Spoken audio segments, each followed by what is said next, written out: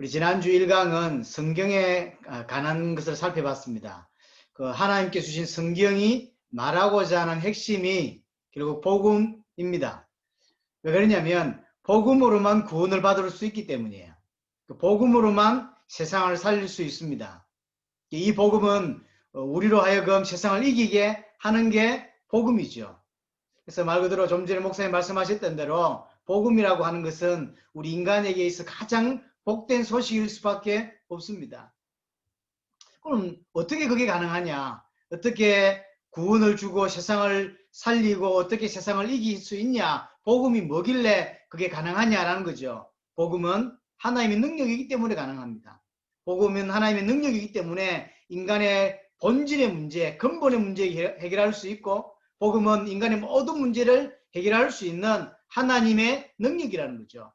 또한 복음은 하나님의 지혜입니다. 그래서 하나님의 모든 비밀이 그 복음 안에 담겨져 있습니다. 그 복음 안에 하나님의 비밀을 담아서 우리에게 주신 것이죠. 그래서 이 복음으로만 구원받을 수 있고 복음으로 세상을 살려낼 수 있습니다. 그래서 하나님은 정말로 성경을 통해서 우리에게 알리고자 하시는 게 뭐냐면 사실은 복음이에요. 다른 거 하나도 중요하지 않습니다. 복음 설명하려고 우리에게 성경을 주셨다는 거죠. 인간에게 정말 필요한 것은 하나님 주신 그 복음입니다. 우리가 계속 예배하면서 성경을 보면서 계속 복음을 더 깊이 알아가는 은혜가 분명히 있어야 합니다.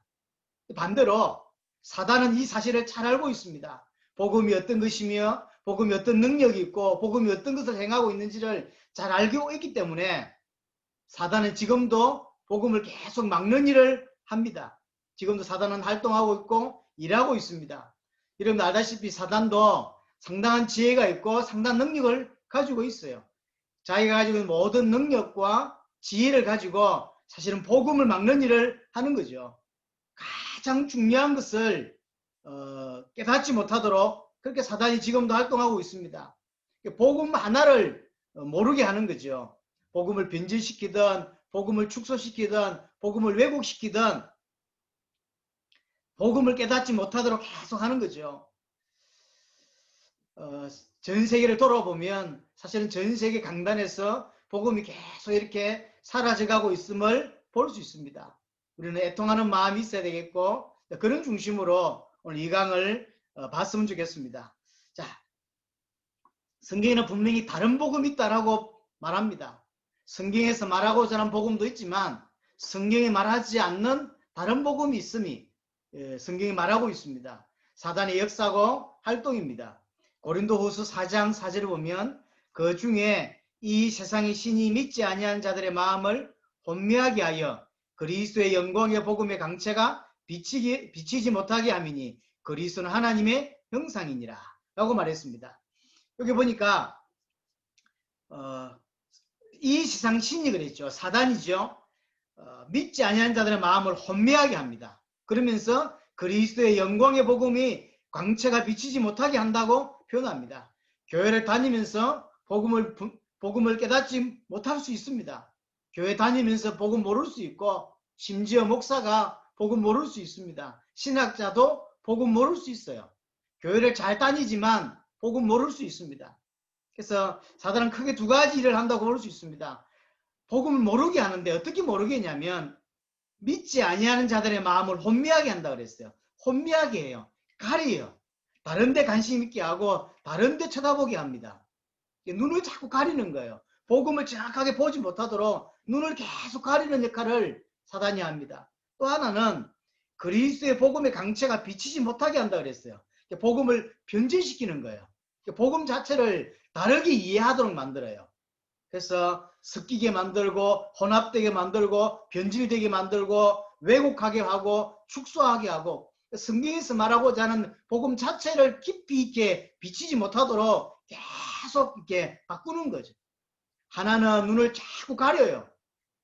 못 보게 만드는 거죠. 다른 데 관심을 가지게 하고 다른 데 우선순위를 볼 수 있도록 그래서 자꾸 가리는 역할을 하고 또 하나는 복음 자체를 바꾸는 거죠. 축소시키고 왜곡시키도록. 사람들이 그런 사단의 역사로 말미암아서 착각하게 됩니다.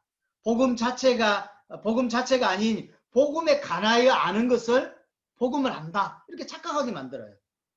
한쪽은 눈을 가리고 한쪽은 복음 자체를 다르게 변질시키면서 성도들로 하여금 착각하게 만드는 거죠. 나 복음 알아 라고. 왜냐하면 복음 자체가 아니라 복음에 관한 것을 아는데, 예를 들어서 저는 미국의 트럼프 대통령을 한 번도 만나본 적이 없고 악수해 본 적도 없습니다. 그러나 그에 관한 것을 저는 좀 압니다. 그가 대통령 되기 전에 어떤 회사를 가지고 있었고 어떤 언론이었고 그 사람이 어떤 정치적으로 어떤 색깔을 가지고 있고 그의 딸이 백악관에서 어떤 일을 하고 있고 그 와이프가 어떤 모습을 하고 있고 이런 여러 가지들을, 트럼프에 관한 여러 가지들을 저는 알고 있습니다. 그걸 트럼프를 안다 이렇게 표현하는 게 아니죠.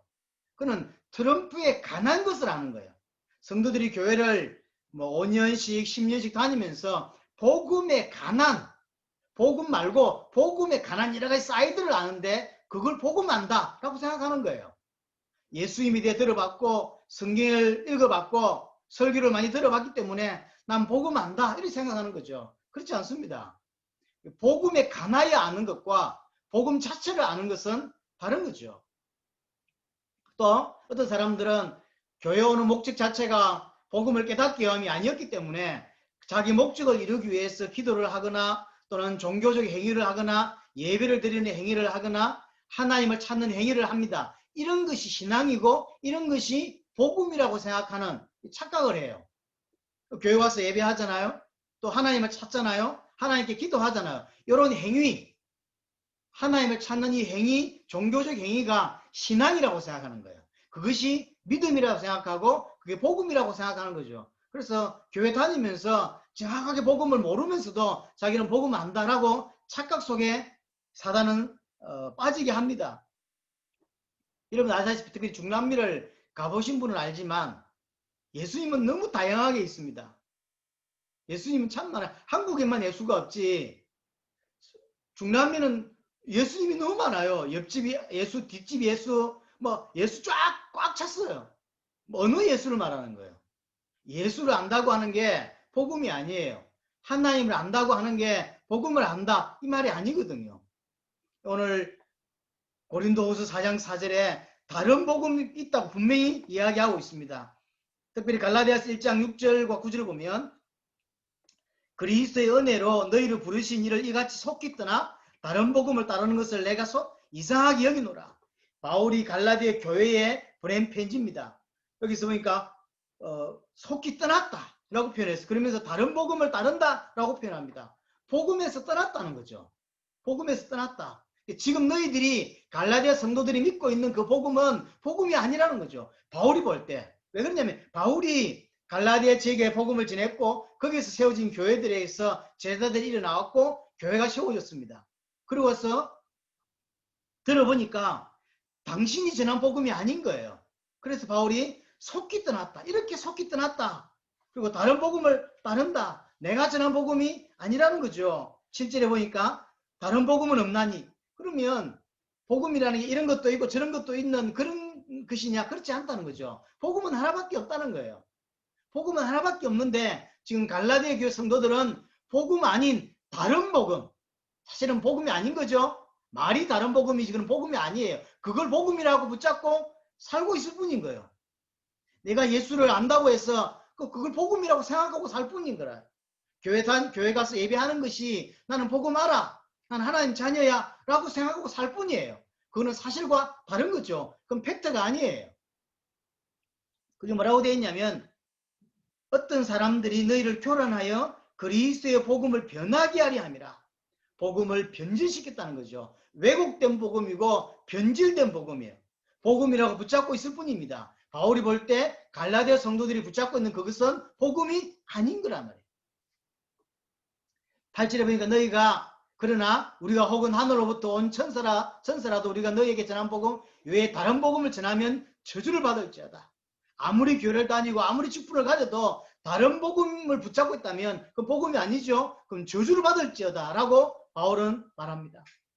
성경의 기본적인 지식이 좀 있는 사람은 이해할 겁니다. 갈라디아 지역에 바울이 언제 전도했냐면 1차 전도 후반부 바울이 1차, 1, 2, 3차 전도 여행을 했고 감옥을 갔다 나온 이후에 4차 전도라고 이제 신학자들은 이야기를 합니다. 뭐 어쨌든 1차 전도 마지막 부분에 간 지역이 갈라디아 지역이고요. 성경에 자세히 나와 있지 않지만 그 지역에서 아마 제자들을 몇 명 찾은 것 같습니다. 그 제자의 대표적인 인물이 디모데입니다. 그래서 2차 전도 여행 때 디모데를 데리고 2차 전도 여행부터 다니기 시작하는 장면이 나옵니다. 1차 전도 여행 때 복음을 전하고 제자를 찾았습니다. 그래서 세워졌습니다. 그때가 언제, 1차 전도 여행 때가 언제입니까? AD 48년 전후예요. AD 48년. 그러면 이 갈라디아서를 쓰고 있는 시기는 언제냐면 3차 전도 여행 중에 에베소라고 하는 지역, 같은 아시아 지역이지만 에베소라는 지역에서 지금 갈라디아서를 쓰고 있습니다. 그럼 이때가 대충 언제냐면 뭐 신학자들만 조금씩 차이가 납니다만 AD 55년, 56년. 그러니까 복음을 전했을 때가 AD 48년이었어요. 지금이 AD 56년, 아무리 멀게 잡아도 56년이에요. 55년. 그러면 합쳐서 따져보면 7년, 8년밖에 안 됐어요. 그러니까 바울을 통해서 복음을 받고 예수를 믿고 구원받은 제가 7년, 8년밖에 안 됐는데 벌써 변질돼 버린 거예요. 다른 복음이라고 이야기하는 거죠. 근데 이 사람들은 바울이 볼 때는 다른 복음인데 이 사람들은 자기는 복음을 그냥 알고 있다고 생각하는 거예요. 그런 생각을 안 하고 사는 거죠. 난 복음 알아라고 하고 사는 거죠. 그게 세 번째 보면 고린도후서 11장 4절입니다. 만일 누가 가서 우리가 전파하지 아니한 다른 예수를 전파하거나 혹은 너희가 받지 아니한 다른 영을 받게 하거나 혹은 너희가 받지 아니한 다른 복음을 받게 할 때 너희가 잘 용납한다라고 표현하고 있습니다. 이건 고린도 교회에 보낸 편지예요. 사실은 고린도 교회도 AD 56년, 55년 요 사이쯤 기록했다고 볼 수 있습니다. 3차 사역 중에 마게도냐에서, 그러니까 에베소에서 갈라디아서를 쓰고 이제 다음 사역지를 어디로 가냐면 마게도냐를 넘어갑니다. 마게도냐를 갔었을 때 쓴 편지가 고린도 후서예요. 그럼 고린도 전서는 고린도 교는 언제 세워졌을까요? 사도행전 18장 1절에서 18절이죠. 바울이 브리스가 부부를 만나면서 세워졌고 교회가 형성되었습니다. 이때가 대충 언제냐면 AD 52년, 53년 요쯤이에요. 그럼 AD 52년, 53년과 이 편지를 쓰고 있는 56년은 불과 3년, 4년 이 정도밖에 차이 안 나요. 그러니까 복음이 수십 년 지나고 수백 년 지나야 변질되는 게 아니에요. 이름 잘 아시다시피 고린도 교회는 고린도 교회를 도왔던 멤버들을 한번 봐보세요. 정말로 부러울 만한 사람. 그 교회 복음을 전했던 사람은 바울. 그게 밑에서 차분하게 도왔던 사람 브리스가 부부. 나중에 그게 고린도 지역에 가서 도왔던 디모데. 나중에 브리스가 아볼로. 이런 아주 빵빵한 뭐라고 표현할지 모르겠지만 정말로 빵빵한 이런 사람들이 사역했던 교회가 고린도 교회예요. 정말로 초대교회에서도 내놓을 만한 정말로 사역자 중에 사역자, 아주 인물들이 사역했던 교회가 고린도 교회인데 지금 고린도 교회가 복음에서 이탈된, 복음에서 떠난, 바울이 그렇게 표현하는 거예요. 여기서 알 수 있는 게 뭐냐면 다른 예수를 전파하고 다른 영을 받게 하고 이렇게 표현했어요. 이 말은 영 딴 이야기를 한 것이 아니라는 걸 알 수 있어요. 예수 이야기를 했다는 걸 알 수 있습니다. 만약에 예수 이야기를 하지 않고 딴 이야기를 했으면 바울이 그 이야기 하지 마라 그렇게 표현했겠죠. 근데 다른 예수를 전파한다고 표현한 거 보니까 교회에서 예수 이야기를 했다는 걸 알 수 있어요. 근데 그 예수 이야기를 했지만 그 예수가 복음이 아니란 말이에요. 다른 예수, 그러니까 다른 예수를, 복음이 아닌 다른 예수를 전파하니까 다른 영을 받게 된 거죠. 이 다른 영은 뭘까요? 성령일까요? 아니에요. 귀신이에요. 이게 지금 교회 안에서 일어나는 일입니다. 다른 예수가 전파되고 그러니까 귀신이 역사하고 그런 일이 벌어진 거죠. 너희가 받지 아니한 다른 복음이라고 표현하고 있습니다. 너희가 받지 아니한 다른 복음을 받게 할 때 너희가 잘 용납한다 라고 표현했습니다. 잘 용납한다라고 표현을 보니까 구별도 못하고 있어요. 복음과 다른 복음을 구별도 못하고 있고 어느 것이 맞는 것인지 모른 채 그냥 교회만 다니고 있는 거예요. 이런 형편인 거죠. 아까도 말했지만 예수 말한다고 복음이 아닙니다. 세상에 예수는 차고 넘칩니다. 그리스도 말한다고 성경에 있는 지식을 전한다고 해서 복음이 아니라는 거죠. 네, 갈라디아 교회만 그랬겠냐는 거예요. 그렇지 않습니다. 갈라디아 교회만, 또 고린도 교회만의 문제가 아니에요. 구약에도 그렇고 지금도 그렇고 초대 교회도 여러 교회도 그랬습니다. 한 개만 더 보자면 디모데전서 1장을 찾을 수 있는 분들 한번 찾아보시기 바랍니다. 디모데전서 1장 3절입니다. 내가 마게도냐로 갈 때에 너희를 권하여 에베소에 머물러 한 것은 어떤 사람들을 명하여 다른 교훈을 가르치지 말며, 그렇게 표현하고 있습니다. 이런데 아다시피 바울이 로마 감옥에 2년 있다가 이제 요즘 말하면 검찰이 기소를 하지 않는 바람에 잠시 풀려납니다. 이걸 신학자들은 4차 전도 여행이다, 이렇게 표현을 합니다. 그러니까 이제 바울이 나와서 4차 전도 여행을 한 거죠. 오면서 그레데라고 하는 섬을 거치고 그 다음에 아시아 쪽으로 온 것 같습니다. 그레데는 지금 누가 목회를 하고 있냐면 디도라고 하는 제자가 목회를 하고 있어요. 그 디도에게 보낸 편지가 디도스입니다. 비슷한 시기에 써졌어요. 그리고 와서 이제 아시아 지역에 사역을 하고 가면서 바울은 마게도냐로 갔다 그래요. 3절에 내가 마게도냐로 갈 때에, 이 말은 아시아 지역 사역을 하고 아마 에베소에 사역을 한 것 같아요. 에베소 사역을 하고 바울은 마게도냐로 가면서 디모데라고 하는 제자를 에베소에 남기는 거예요. 에베소에 남기는 목적이 뭐냐면 다른 교훈을 가르치지 않도록. 이 말은 무슨 말이냐면 에베소 교회가 벌써 다른 이야기를 하고 있는 거예요. 여기는 뭐라고 표현되냐면 신화와 끝없는 족보 이런 데 몰두하고 있다는 거. 복음에 관심이 없고 신화와 끝없는 족보라든지 율법이라든지 이런 데 많은데 쏠려 있는 거죠. 바울이 볼 때 너무 안타까운 거예요. 아시아 전체 복음화를 주도했던 교회가 에베소 교회였고 지금 성경상에 가장 완벽한 전도 운동이 에베소 교회를 중심으로 일어났던 두란노 대회였습니다. 거기서 중심 역할을 했던 데가 에베소거든요. 그러니까 얼마나 좋은 제자들이 많았겠습니까? 근데 그 교회 사역을 하고 가면서 바울이 높아심이겠죠. 그래서 디모데를, 가장 믿을 만한 디모데를 에베소에 남기고 자기는 마게도냐로 넘어갑니다. 남기는 목적이 뭐냐면 다른 교훈을 가르치지 않게 하려고. 에베소 교회가 다른 이야기를 하고 있는 거죠. 그러면서 11절 보세요. 그럼 남아있는 디모데가 해야 될 메시지가 뭐냐면 11절입니다. 이 교훈은, 그러니까 남아서 바울이, 디모데가 전달해야 될 교훈이죠. 다른 교훈은 뭐냐면 나중에 10절도 한번 읽어보세요. 11절에 이 교훈은 내게 맡기신 바 복되신 하나님의 영광의 복음을 따름이니라. 복되신 하나님의 영광의 복음, 이걸 지금 교회에다 전달해야 되는데 이건 하지 않고 쓸데없는 이야기가 교회에서 계속 전달되는 거죠. 너무 안타까운 바울이 디모데를 남기고 자기는 마게도냐로 가는 거예요. 로마서 16장도 한번 보겠습니다.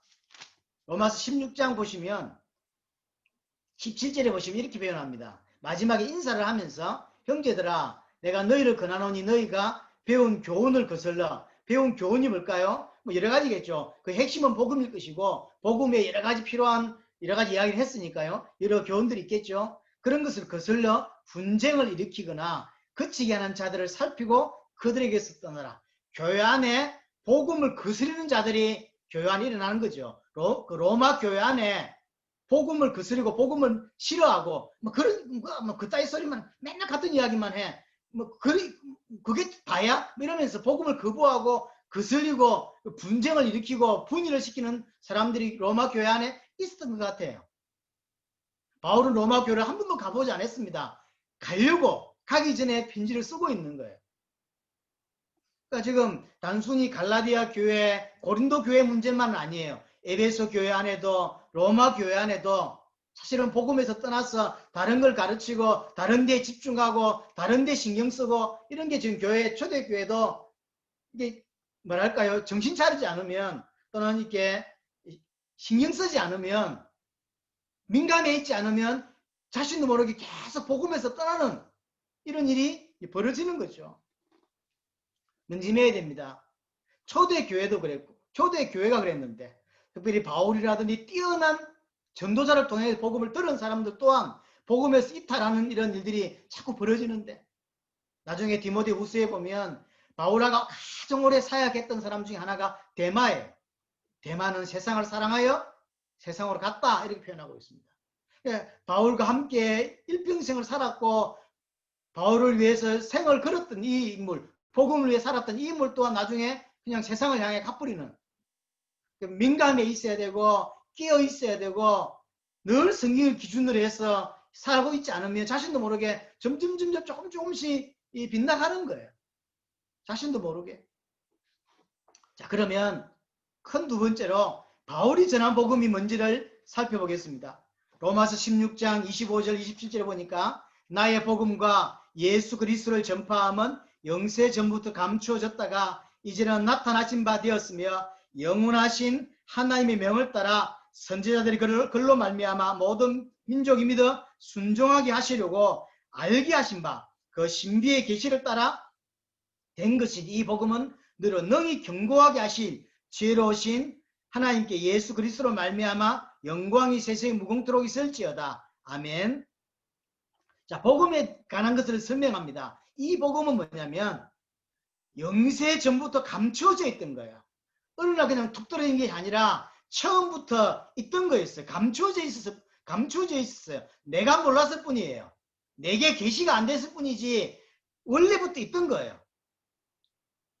그래서 이제 중남미나 아프리카를 가니까 새로운 복음이 왔다 이런 표현을 쓴 사람들이 있었어요. 그래서 많은 제자들이 잘못된 표현이라고, 새로운 복음이란 건 없다. 원래부터 있던 복음인데 우리가 몰랐고 우리에게 계시되지 않았을 뿐이다 라고 고치는 잘하는 거라고 생각됩니다.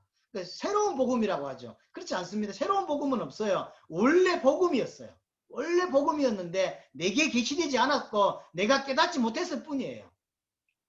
영세 전부터 감춰져 있다가 이제 나타나신 바 된 거예요. 이제 내게 계시되고 이제 내가 깨닫게 된 거죠. 이것은 선지자들로 말미암아 기록되었고 이 복음은 모든 민족이 믿어 순종하게 하시려고 주신 거예요. 정말로 복음을 받고 그래서 하나님께 순종하고 복음에 순종하고 언약에 순종하게 하려고 주신 게 복음이라는 거죠. 이 복음은 어떻게 우리에게 주어지냐면 신비의 계시를 따라 주어집니다. 그래서 인간의 노력으로 알 수 있는 게 아니에요. 공부한다고 알 수 있는 게 아니라는 거죠. 또한 이 복음은 너희로 능히 견고하게 한다고 표현합니다. 정말로 복음 받으면 흔들리지 않습니다. 견고하게 한다. 복음 받으면 흔들리지 않습니다. 세상을 이기게 하는 게 복음이에요. 자꾸 속지 마셔야 돼요. 여러 가지 환경이 어려워서 또는 문제가 많아서 무너진다는데, 아니 복음이 없어 무너지는 것이지 성깔 때문에 무너지는 게 아니에요. 자기 성향이나 자기 어떤 환경 때문에 무너진다? 그럼 복음이 졌다는 거네요. 복음이 졌다는 이야기는 하나님의 능력이 졌다는 거네요. 환경에 하나님이 못 이겼다는 거네요. 그러면 복음 안 믿어야죠. 그럼 하나님 안 믿어야죠. 그렇지 않습니다. 복음은 하나님의 능력이고 하나님의 지혜예요. 절대로 무너지지 않습니다. 넘어지지 않습니다.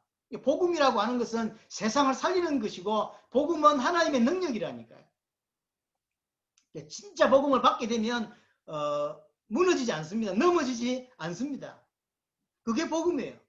그러면서 로마서 1장 1절에서 4절 보니까 예수 그리스도의 종 바울은 사도로 부르심을 받아 하나님의 복음을 위하여 택정함을 입었으니 이 복음은 그럼 어떤 거냐면 이 복음은 하나님이 선지자들을 통하여 그의 아들에 관하여 성경에 미리 약속하신 것이라. 복음이 뭔지를 좀 보자면 선지자들을 통하여 아들에 관하여 기록한 거예요. 쉽게 말하면 복음은 아들에 관한 겁니다. 조금 전에 목사님 말씀하셨던 대로 하나님의 아들에 관한 게 복음이라는 거죠. 조금 더 자세하게 설명하면 그 아들에 관하여 말하면 육신으로는 다윗의 혈통으로 나십니다. 하늘에서 뚝 떨어지는 게 아닙니다. 다윗의 혈통으로 오십니다. 그러면서 복음은 죽은 자 가운데서 부활하신다고 표현하고 있습니다. 육신적으로는 다윗의 혈통으로 아브라함의 후손으로 오시고 영으로는 십자가에 죽으셨다가 부활하시는 그런 일이 일어나는 거죠. 이분이 복음의 핵심이라는 거죠. 곧 우리 주 예수 그리스도시라라고 표현하고 있습니다. 예수 그리스도가 복음이라는 거죠. 자, 이 복음을 바울은 어떻게 설명했냐면 사도행전 9장 22절에 사울은 힘을 더 얻어 예수를 그리스도라 정은하여. 이게 지금 이스라엘 유대의 사람들에게는 정확한 메시지가 돼요. 왜 그러냐면 이스라엘 사람들 치고 메시아를 모르는 사람은 없습니다. 이스라엘 사람들 치고 그리스도라는 단어를 모르는 사람은 없어요. 왕을 기다렸고 참된 왕을 기다렸습니다. 참된 선지자를 기다렸고 참된 제사장을 기다렸습니다. 메시아가 와야 된다는 걸 기다렸어요. 특별히 그게 큰 역할을 했던 게 뭐냐면 바벨론 포로되어 있을 때 너무너무 어려운 거예요. 그러니까 이사야를 통해서 하나님이 바벨론에서 빠져나갈 것에 대한 예언을 하시죠. 그래서 이스라엘이 바벨론에서 해방될 것을 기대하고 해방이 됐는데 해방이 돼서 너무 좋은데 자기가 생각하는 행복은 안 오거든. 그때 깨닫게 되는 거예요. 아, 육신적으로 해방되는 게 중요한 게 아니구나. 왕이 중요한데 참된 왕이 와야 되는구나. 이걸 깨닫는 거예요. 육신적으로도 해방돼야 되고 육신적으로도 행복해야 되지만 진짜는 그리스도가 오실 때 가능한 거구나. 그리스도가 내게 오실 때 참된 자유도 참된 행복도 참된 이런 평안도 얻게 되는구나. 바벨론에 살다가 이스라엘에 왔다고 해서 가나안 땅에 왔다고 해서 행복해지는 게 아니구나 알게 되는 거죠. 우리가 생각합니다. 성공하면 행복할 거라고 돈을 많이 벌면 행복할 거라고 많이 생각하지만 그는 돈이 없기 때문에 하는 소리예요. 그렇지 않습니다. 참된 그리스도를 만났을 때 참된 하나님을 만났을 때 그 안에 참된 자유도 참된 행복도 이런 것들이 회복되는 거예요. 이런 사상들이 이제 주님 오시기 400~500년 전부터 계속 쌓이게 됩니다. 이게 극에 달했을 때요. 때가 찼다는 말은 때가 찼다고 바울이 이야기하지 않습니까? 때가 찼단 말은 사람들이 그리스도를 기다리는 그것이 극에 달했어요. 그래서 세례 요한이 막 이렇게 이게 하니까 혹시 니 그냐? 이렇게 물은 거예요. 기적만 좀 일으켜도요. 어떤 기적만 일으켜도 혹시 그 선지자? 이렇게 말한 거예요. 세례 요한이 회개하라 그러고 뭘 하니까 혹시 네가 그 선지자? 이렇게 물어본 거예요. 그러니까 난 아니라고. 난 아니고 나는 그분이 오시면 신발끈도 풀 수 없는 그 정도 아무것도 아니라고. 내 뒤에 그분이 오신다고. 그렇게 된 거죠. 예수가 그리스도란 말은 수백 년 동안 수천 년 동안 기다렸던 그가 예수구나라고 하는 표현이에요. 예수가 그리스도다. 바울이 이렇게 복음을 전한 거죠. 사도행 17장 2절 3절을 보니까 바울이 자기의 갈래대로 그들에게로 들어가서 새안식일에 성경을 가지고 강론하며 뜻을 풀어 그리스도가 해를 받고 죽은 자 가운데서 다시 살아야 할 것을 증언하고 이르되 내가 너에게 전한 이 예수가 그리스도라 하니. 사도행전 9장은 바울이 이제 막 구원받고 얼마 안 됐던 시점이에요. AD 34년 어떤 학자들에서 33년 35년 왔다 갔다 합니다. 여하튼 AD 34년쯤 돼요. 그럼 사도행전 17장은 언제냐면 AD 52년입니다. AD 52년. 이 사이가 대충만 잡아도 17년, 18년쯤 시간이 지났다는 걸 알 수 있죠. 17년, 18년 시간이 지났는데 바울은 계속해서 말하고 있냐면 예수가 그리스도다. 복음은 변하지 않습니다. 복음은 하나예요. 예수가 그리스도다. 이게 복음이고 이 복음은 변할 수가 없는 거죠. 바뀌었다면 한 가지입니다. 그게 뭐냐면 갈래대로. 그러니까 습관이 생겼다는 거죠. 갈래가 생겼고 성경을 가지고 성경 전체를 가지고 이때 대부분의 성경은 구약이었겠죠. 여하튼 구약의 대부분의 성경을 가지고 예수가 그리스도라고 계속 설명하고 있는 거죠. 이 예수가 그리스도라고 하는 복음만이 우리에게 필요합니다. 인간은 복음이 필요해요. 그래서 하나님이 다른 걸 주지 않고 복음을 주신 거예요.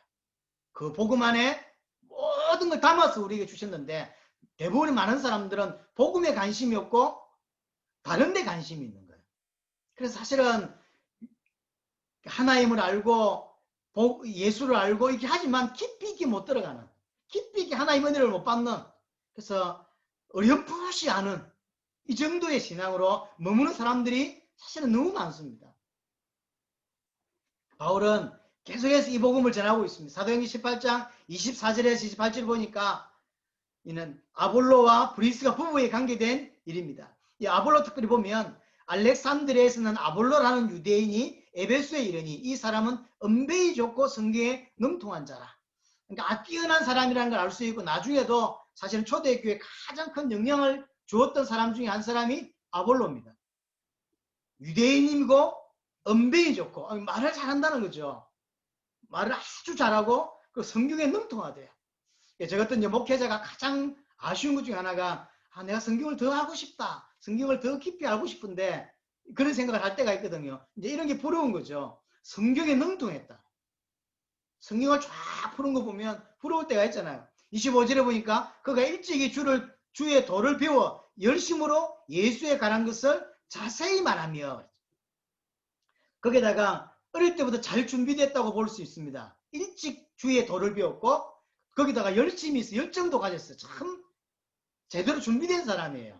성경 깊이 알죠. 그러다가 이게 메시지는 결국 말로 전달해야 되는 거니까 이 말을 잘 전달할 수 있다는 것은 굉장히 축복이거든요.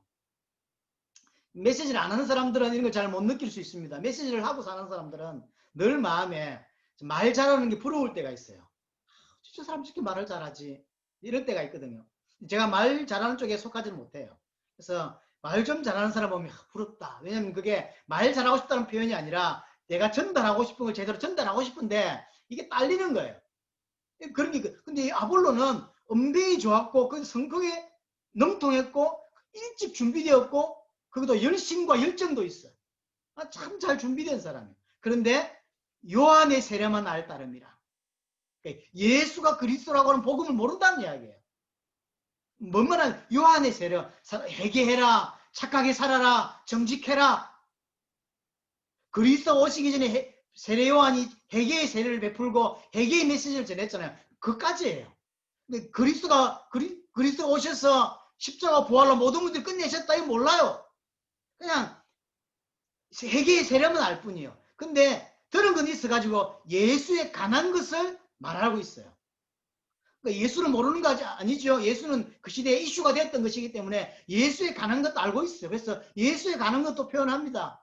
근데 예수에 관한 걸 알지 복음을 아는 걸 아는 게 아니라니까요. 제가 트럼프를 알 수 있어요. 그럼 제가 트럼프를 아는 게 아니에요. 트럼프에 관한 걸 아는 거예요.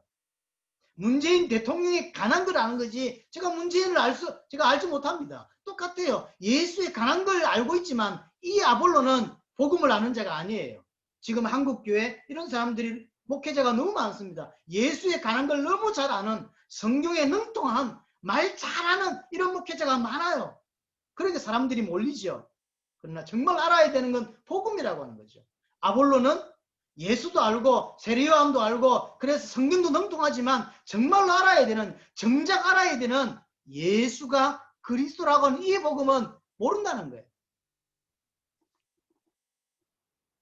이때 브리스가 부부가 아볼로를 데려다가 조심스럽게 바울에게 알고 들었고 그래서 계시되었던 그 복음을 전달합니다.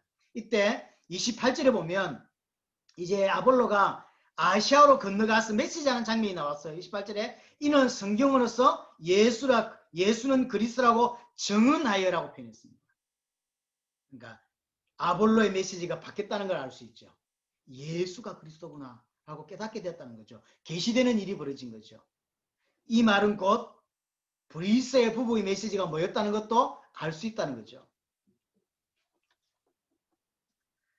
요한일서 5장 1절에 보면 예수께서 그리스도이심을 믿는 자마다 하나님께로부터 난 자니 또한 나으신 이를 사랑하는 자마다 그에게서 난 자를 사랑한다. 요한은 뭐라고 표현했습니까? 예수께서 그리스도이심을 믿는 자마다 라고 표현했습니다. 자, 중간에 몇 가지를 제가 그냥 지나쳤어요. 그러나 사도행전 2장 36절에도 베드로의 메시지도 마찬가지입니다. 예수를 사도행전 2장에 베드로가 메시지를 합니다. 뭐라고 메시지하죠? 이스라엘 온 집은 확실히 알지니 너희가 십자가에 못 박은 이 예수를 하나님이 주와 그리스도가 되게 하셨다. 이 말은 옛날에는 그리스도가 아니었는데 이제 그리스도가 되었다는 의미가 아니에요. 지금까지 이스라엘이 예수님이 그리스도라는 사실을 몰라서 예수님을 십자가 못 박아 죽인 거예요.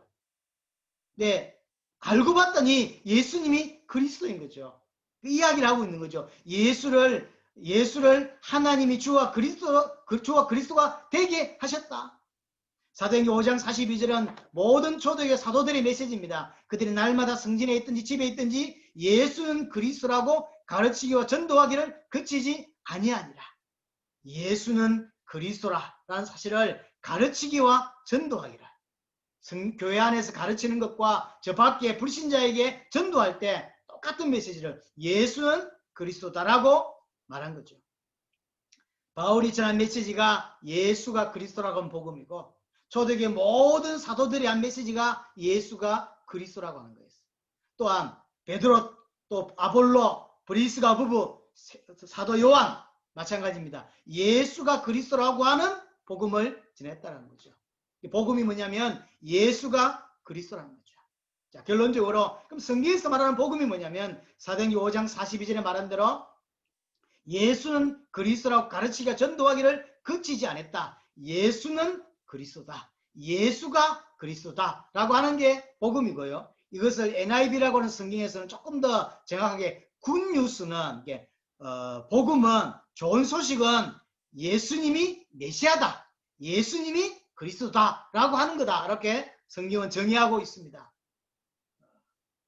복음은 예수가 그리스도라고 하는 거죠. 그래서 요한복음 20장 31절에 오직 이것을 기록하면 너희로 예수께서 하나님의 아들 그리스도이심을 믿게 하려 하며 그 이름을 믿고 힘입어 생명을 얻게 하려 함이니라고 말하고 있습니다. 성경을 기록한 목적이 뭐냐면 예수를 그리스도라고 하는 이 복음을 믿고 영생 얻도록 생명 얻도록 하기 위하여 그렇게 했다라고 표현합니다.